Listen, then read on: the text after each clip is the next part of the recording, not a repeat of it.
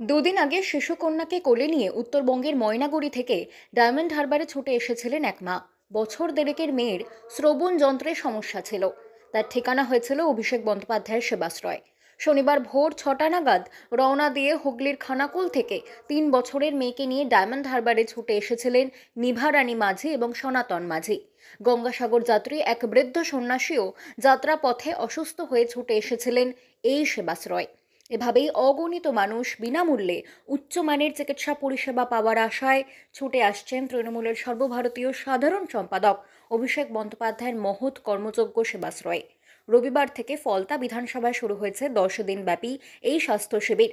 ফলতা বিধানসভার মোট 40টি শিবিরে এদিন উপস্থিত হয়েছেন 11,452 জন রোগী।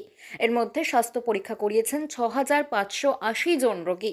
5,588 জন রোগীকে ওষুধ বিতরণ করা হয়েছে বিনামূল্যে এবং 339 জন রোগীকে রেফারও করা হয়েছে অন্যত্র।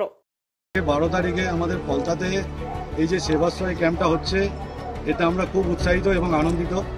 এর আগে আমরা এই ক্যাম্পটার ব্যাপারে দেখেছি, ডায়মন্ড হারবারে খুব সুন্দরভাবে হয়েছে। সেখানে অনেক গরিব মানুষ, অসহায় দুস্থ মানুষ তারা চিকিৎসা পেয়েছে। আমরা এই জন্য খুব মুখিয়ে রয়েছি। আজকে আমাদের এখানে প্রথম শুরু হলো, পদক্ষেপ উনি নিয়েছেন। এতে আমরা সত্যিই খুব গর্বিত এইরকম একটা সাংসদকে আমরা আমাদের মধ্যে পেয়ে।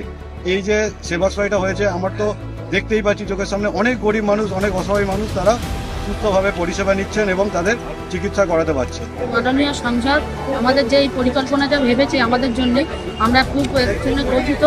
আমাদের কোনো হসপিটালে যেতে হচ্ছে না, আমরা এখানটা বিভিন্ন চিকিৎসা পাচ্ছি, বিভিন্ন ডাক্তারের সঙ্গে কথাবার্তা বলতে পারছি, অনেক সুযোগ সুবিধা পাচ্ছি। বাংলা খবর, আপনার রাজনীতি, আপনার আওয়াজ।